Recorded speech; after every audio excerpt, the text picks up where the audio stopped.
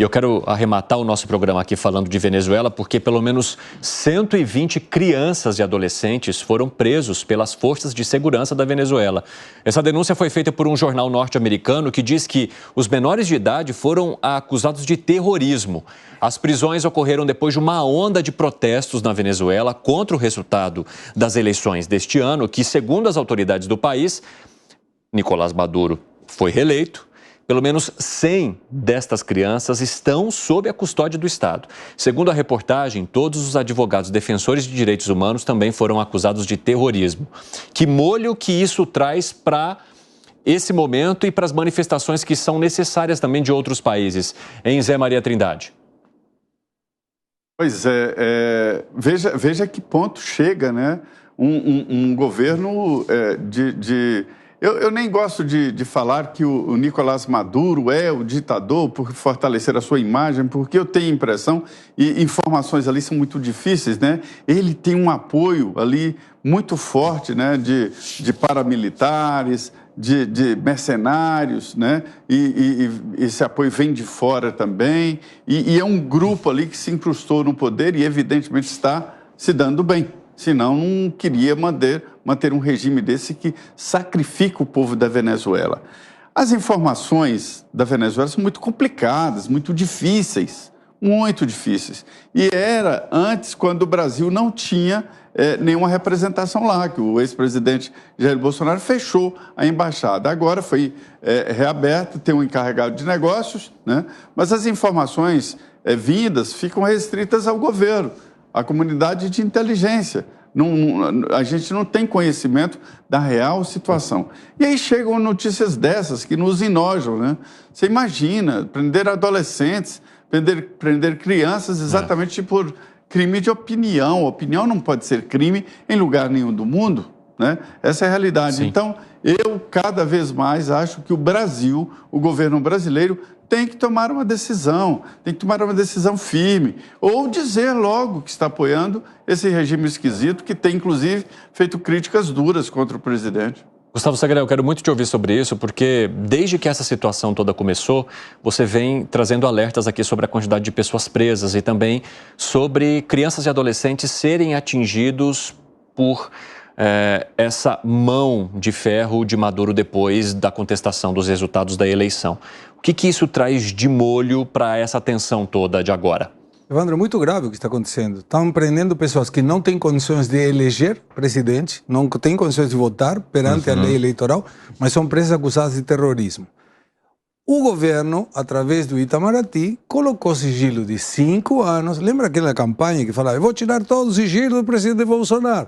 Tem mais sigilo agora que na época do Bolsonaro. Inclusive, essas informações que vêm do Itamaraty em função das informações da Venezuela, por algum motivo que não conseguimos descobrir, estão com sigilo de 5 anos. O que tem essas informações que precisam ser sigilosas? E aí vamos lá. O Brasil e a Colômbia continuam aguardando as atas. O outro dia, antes de ontem, foram abertas o sítio do Conselho Nacional Eleitoral. Por alguma questão, alguém apertou o Enter e o sítio apareceu no ar. Aparece no ar e aparecem as atas. E as atas eram exatamente iguais a que tinha mostrado a oposição. 2 horas depois, o sítio, paf, saiu do ar de novo. Mas ficou provado, e talvez por alguma coisa aí no meio, ficou provado que alguém de dentro abriu o sítio para que as atas que estavam aí colocadas pudessem ser auditadas e que sejam iguais àqueles que determinaram que ganhou González Urrutia. Mas o governo brasileiro continua aguardando as atas. Enquanto isso, mais de 1.500 pessoas detidas, muitas delas sem ordem judicial. Tem pessoas que são presidentes de ONG que estão sendo detidas, jovens que estão sendo detidos, tem gente torturada, tem gente que não sabem aonde está, tem gente que sumiu, obviamente todos por parte da oposição.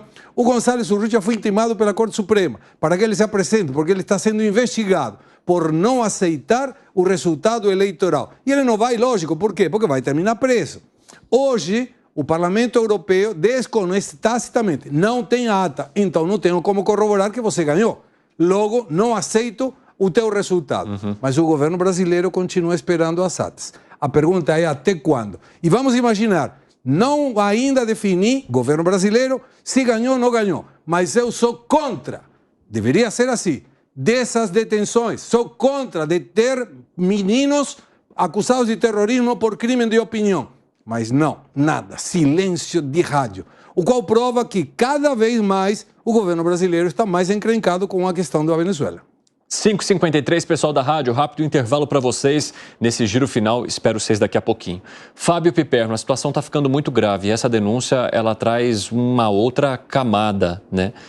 Bem pavorosa do que estaria acontecendo na Venezuela. Isso já não seria o suficiente ou se entende que o governo brasileiro e outros que estão silenciando por enquanto mantêm o caminho da negociação e isso seria mais importante do que algo mais estridente nas redes sociais ou em manifestações em documento? É claro que isso é algo pavoroso, não me surpreende, porque eu já disse aqui algumas vezes que a Venezuela caminha para se tornar um regime de partido único, uma ditadura de partido único.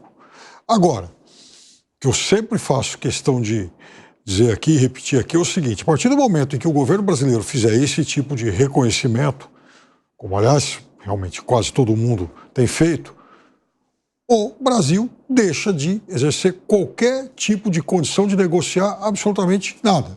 Hoje, por exemplo, há uma foto lá no jornal El Nacional, que tem sido a voz da oposição, do ex-chanceler colombiano Álvaro Leiva, um político conservador, que está lá conversando com o ditador Maduro.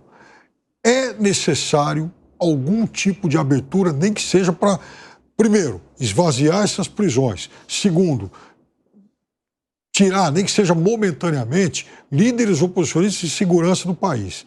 E veja, anteontem também, e eu cheguei inclusive a retuitar isso, o ex-líder da oposição venezuelana, Henrique Capriles, defendeu negociações entre governo e oposição, porque ele sabe que o país caminha para se tornar uma ditadura sem volta. Agora, que negociação seria essa?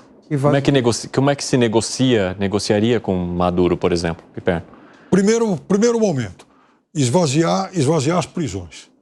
Segunda coisa, liberdade para os oposicionistas, nem que seja para sair do país, porque eles estão quase todos escondidos, eles não conseguem mais circular nas ruas. Então, alguma coisa nesse sentido tem que ser feito, até porque é também uma forma de ir minando o regime.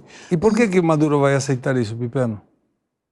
Porque ele sabe que também, do jeito que o país está instável, com gente na rua o tempo todo, é óbvio que, e com toda a repulsa internacional que a ditadura provoca, ele sabe que a situação dele também não é confortável. Por enquanto, ele tem todo o mecanismo da força. Mas e aí? Isso vai ser mantido ad eternum? É claro que ele também tem preocupações com o próprio futuro pessoal, né? Fala, Langani. Olha, eu vejo que essa negociação, você só pedir para um ditador e ele ceder é inócuo, a não ser que você ofereça algo em troca. Olha, ceda aqui, em troca você tem algum tipo de asilo político. Mas é claro que tem que ser colocado na mesa. Então, lógico, você simplesmente pedir para um ditador, nada. Agora, pegando até um gancho no que você falou de pressão internacional e que há o povo na rua, talvez algo que ainda não foi tentado é um isolamento da Venezuela. E o Brasil é uma peça importante nesse xadrez. Quer dizer, a pressão internacional, isolamento diplomático e sanções econômicas, inclusive do governo brasileiro. Isolar ainda mais, porque isso pode causar algum caos social maior do que já tem, se é que dá para dizer isso. É isso que eu ia perguntar. Isso não colocaria a população em sofrimento ainda maior? Com certeza, Evandro, mas talvez seja necessário esse sofrimento para ter algum tipo de ruptura, né? E aí libertar o povo venezuelano. Se fizer isso agora, a diáspora em direção à Colômbia e Brasil vai ser muito maior. Sagré, eu quero te ouvir sobre isso para a gente arrematar. Não, a questão é que não vejo muita saída. Aquela pessoa do Conselho Nacional Eleitoral, que nós comentamos aqui no 3 em 1, que ele disse, não vi as atas, não tem como corroborar isso, foi não somente demitido, está sendo processado. Então você vê que não tem limite. Eu não vejo nenhuma saída, sinceramente, que não seja internamente através da Força Armada ou colocar alguma posição, mesmo que essa posição não resolva. A falta de posicionamento do governo brasileiro coloca o Brasil numa situação muito ruim internacionalmente falando. Ô Segrei, você acredita numa possibilidade de negociação para a soltura, por exemplo, de presos políticos e até de pessoas que estão sendo perseguidas pelo regime agora? Não, não acredito. Uma pessoa que prende criança acusada de terrorismo por não aceitar o resultado das urnas é ditador.